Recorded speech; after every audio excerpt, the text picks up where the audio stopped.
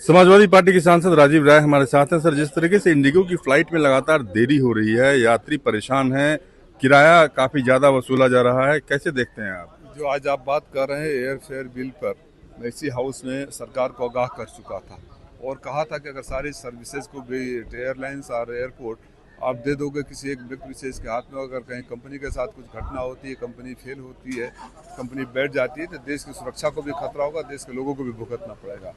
क्योंकि मैं पहली बार का सांसद था, सरकार को लगा कि तो ऐसे ही बोल रहा है, सरकार ने इग्नोर कर दिया। आज वो मेरी बात अक्षरशः साबित हुई है और देश के लोगों को भुगतना पड़ रहा है। सरकार से अनुरोध है कि व्यक्ति विशेष के लिए, कंपनी विशेष के लिए काम करना बंद करें और देश के बारे में सोचें। मतलब जिस मोनोपोली की बात आज राहुल गांधी कर रहे हैं, आप बहुत पहले कर चुके हैं। इसी पार्लियामेंट में ऑन रिकॉर्ड है।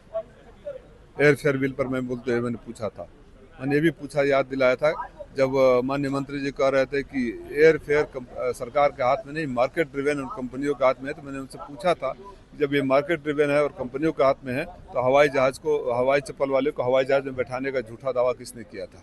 जवाब नहीं था सरकार। आपको क्या लगता है कि वजह क्या हो सकती है? इंडिगो में तो पैसेंजर भी काफी ज्यादा रहता है। देखिए, इंडिगो चीप एयरलाइन के रूप में आई, अब उसको किसने संरक्षण दिया उसमें नहीं जाऊंगा, लेकिन सच्चाई है कि इस देश में पहली बार किसी बुजुर्ग यात्री को एयरपोर्ट के टारमेक पर पटक कर पीटते हुए देखा तो इंडिगो का कर्मचारी था। लगातार शिकायतें आती रही, कभी कोई कार्रवाई नहीं होती थी। और जो चीप एयर फेयर के नाम पर जिसको लाइसेंस मिला था, उसके एयर फेयर को आप उठा के देख लीजिए, तो कहीं ना कहीं इसको सत्ता का संरक्षण तो था। अब reason best known to them why they are protecting this kind of ill doings. Okay, धन्यवाद। हमसे बातचीत की। रमन कुमार, दिल्ली न्यूज़ 24।